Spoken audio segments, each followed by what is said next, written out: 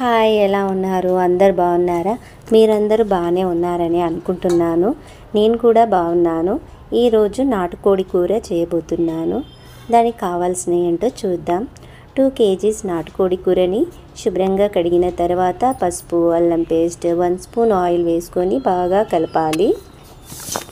ఈ నాటుకోడి కూరని మేము నైట్ కట్ చేసాం కాబట్టి 12 గంటలు అయిందనుకుంటా.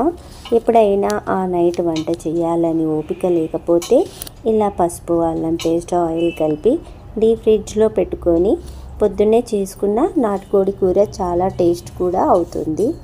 ఇప్పుడు 3 స్పూన్స్ ఆయిల్ వేసుకొని కట్ చేసిన ఆనియన్స్ బ్రౌన్ వచ్చే వరకు ఫ్రై చేసుకోవాలి.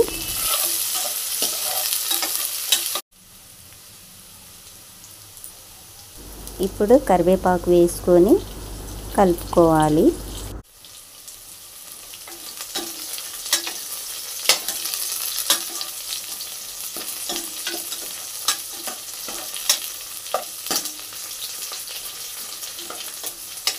రెండు మూడు కట్ చేసుకున్న పచ్చిమిర్చి వేసుకోవాలి.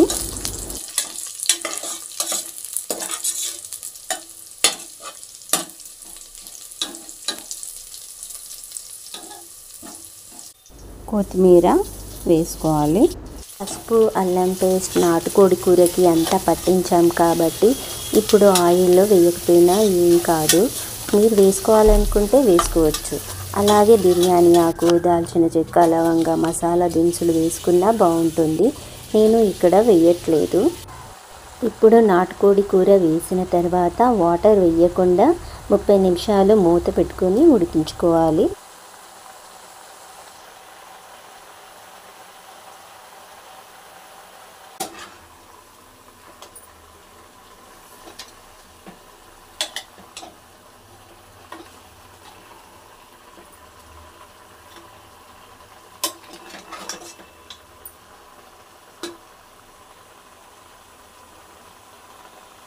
ఈ నాటుకోడి కూర కొద్దిగా ముదురుగా ఉందనుకుంటా. 2 విజిల్స్ వచ్చే వరకు ఉడికించాలి. మూత తీసిన తర్వాత చూడండి, దీంట్లో ఇంకా వాటర్ ఉన్నాయి కదా. ఇంకా 2 గ్లాసెస్ హాట్ వాటర్ కూడా పోసుకోవాలి.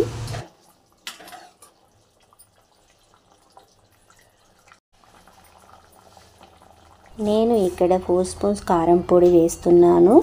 2 స్పూన్స్ సాల్ట్ వేస్తున్నా. ఈ కూరకి స్పైసీగా ఉంటేనే బాగుంటుంది. ఈ నాటుకోడి కూరలో ఒక టమాటా అయితే చాలు, ఎక్కువైతే అంత బాగుండదు. కొందరు చింతపులుసు కూడా వేసుకుంటారు, అలా కూడా బాగుంటుంది. కానీ పులుపు ఎక్కువైతే అంత బాగుండదు. టమాటా వేసాం కాబట్టి ఇంకొకటి 1 విజిల్ వచ్చే వరకు ఉడికించాలి. ఆల్మోస్ట్ అంతా ఉడికిపోయింది చూడండి.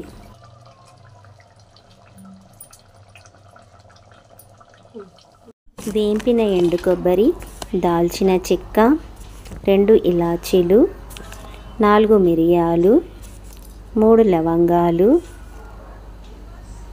షాజీరా వేసుకొని ఇదంతా గ్రైండ్ చేసుకోవాలి.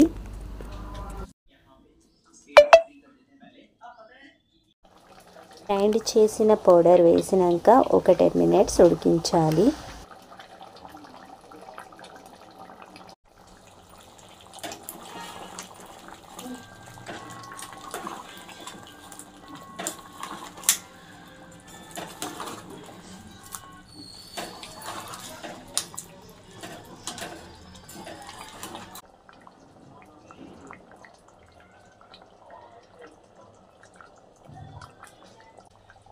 లాస్ట్లో 1 స్పూన్ గరం మసాలా వేసుకోవాలి.